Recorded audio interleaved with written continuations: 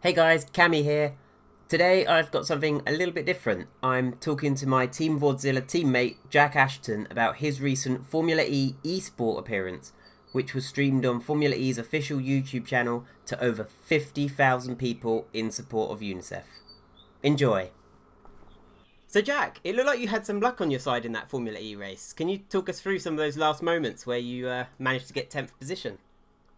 Yeah, it's quite a hectic race. I knew it was going to be quite a crazy race, being the sort of race it was with the close street walls and um, that shootout style race as well, where people were going to get knocked out right at the end. So I knew it was going to be quite a lot of elbows out sort of driving. I stuck to that sort of tactic, and so did a few others, which is quite evident in the race. But it's all good fun, and that's exactly what I had really. With not a lot of time to practice for it. I only got told the night before that I was going to race. I didn't have that amazing amount of practice on R Factor 2 as it is at home, so I was quite not sure how it was going to go, but I enjoyed the hell out of it. It was great fun. And yeah, like you say, that right at the end, I was 12th place, and the last two in front of me were getting quite argy-bargy, and I think I got quite lucky right at the end on the last corner and managed to squeeze it through. So we'll take that. And yeah, at that time, I had my mum and dad cheering me on in the background because I could hear them watching the TV in the background. So it's quite a put off, but I managed to do quite well in the end.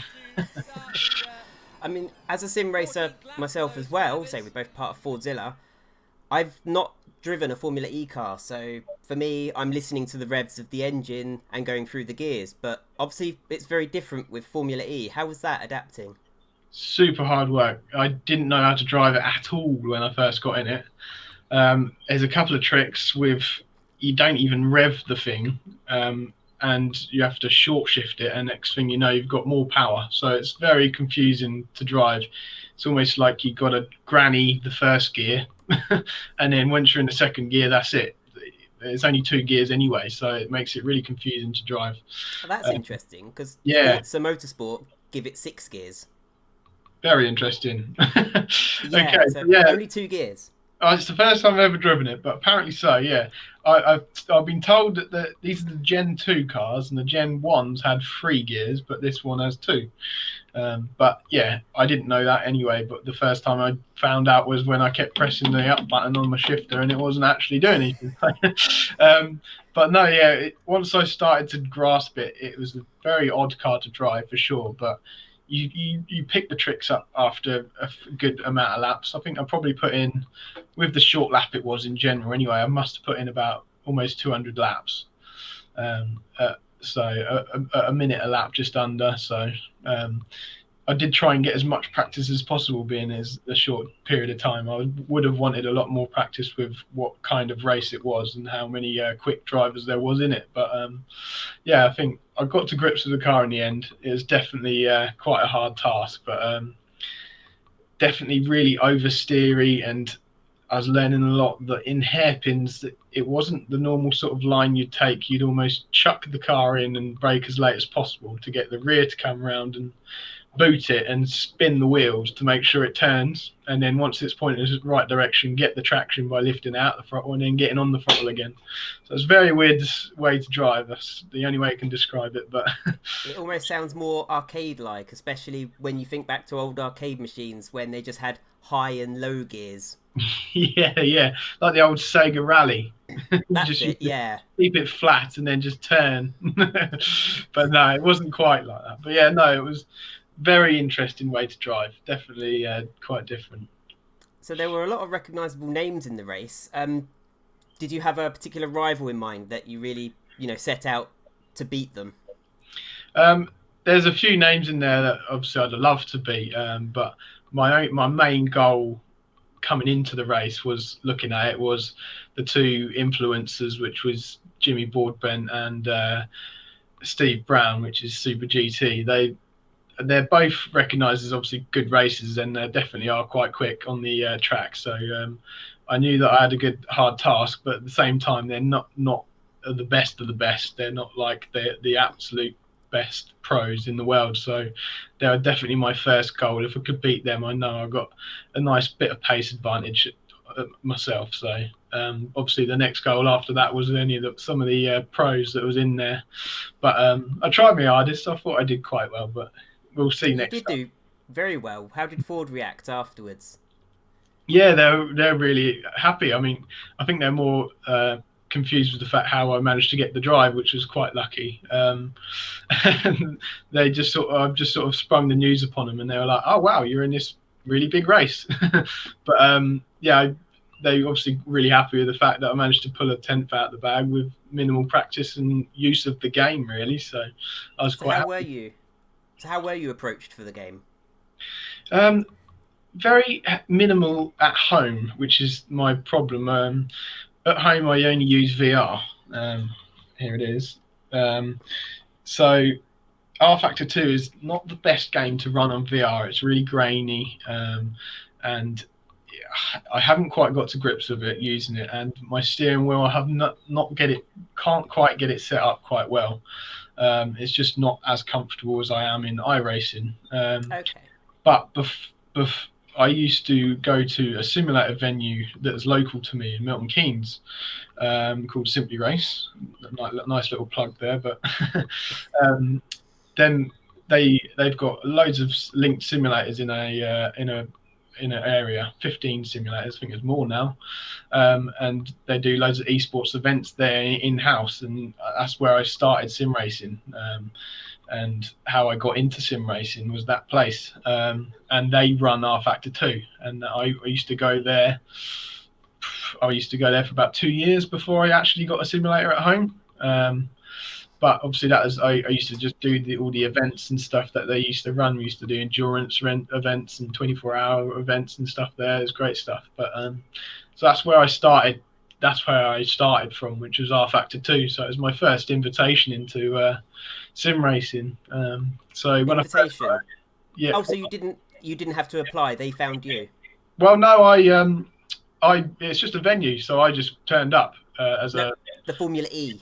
Oh, sorry, Formula E, sorry. That's Yes, all right. no. How I got into that? Well, it's someone I know that done the business side of things towards the broadcast, and I think they just needed a couple of numbers to fill up the gaps. And he knew I had a sim, and just literally messaged me the night before the event and got me involved, and that was literally how it was. So I was quite lucky to land myself into that, really. But yeah. Fantastic. It's a No, you wild know, card entry, and you made the most of it. well, that's it. Why not? So you're not a stranger to these online races, but you've raced in leagues before. But how did it feel to race in a league race, knowing that there were more than 50,000 people watching live?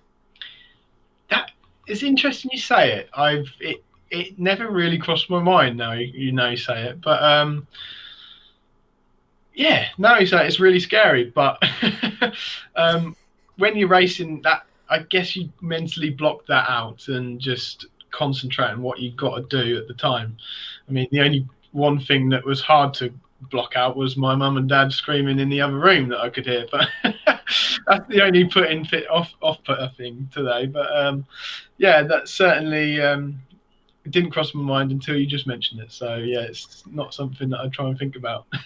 So does this mean you'll be in as a top 10 finisher? Does this mean you'll be in another Formula E race?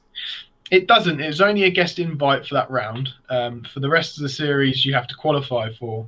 I've got a lot of events going on at the moment in iRacing and etc. with a championship that I'm currently in the lead of. So I'm trying to keep my main goal on concentrating on that. If I start using too many other sims, practicing for too many other things, it starts crossing over and you start losing track of where you are with other things, and it doesn't help to optimize your performance in what you need to do. So I'll probably give a miss around. I might try and qualify for a round or two if I can have the time to spare, but we'll see. Well, thank you very much for talking to us, Jack, and we wish you luck in the online leagues you've got going on. And I think you humbly mentioned there that you're a leading one.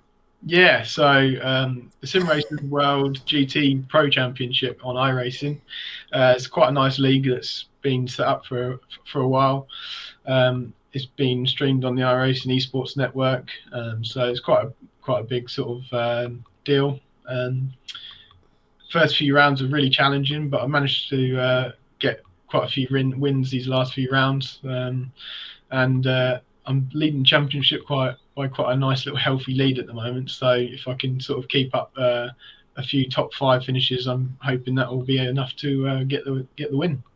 Fantastic. And for the viewers out there who've followed my racing, you know I'm generally quick, but Jack, when we did a practice session together at Sebring. Yeah. In the Mercedes AMG GT3 car, I think. Yep, correct.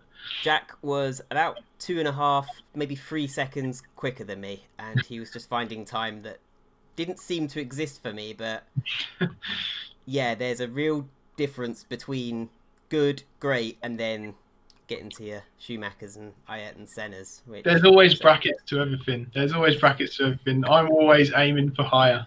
I have people to look forward to, like I was talking earlier. There's people out there I want to beat. You got people you want to beat. You always have got to set your goal. Well, you're one of the people I want to beat. That's it. Just set your goal to someone that is not super far away, like someone like the quickest sim racer in the world, because that may be a bit far out of your reach. But Herpy. That's it.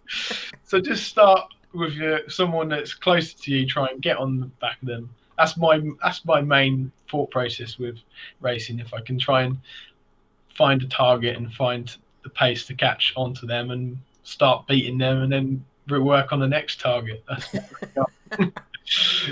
Well, thank you very much for taking the time out to talk to us, Jack. Thank you. Thank you, and good luck.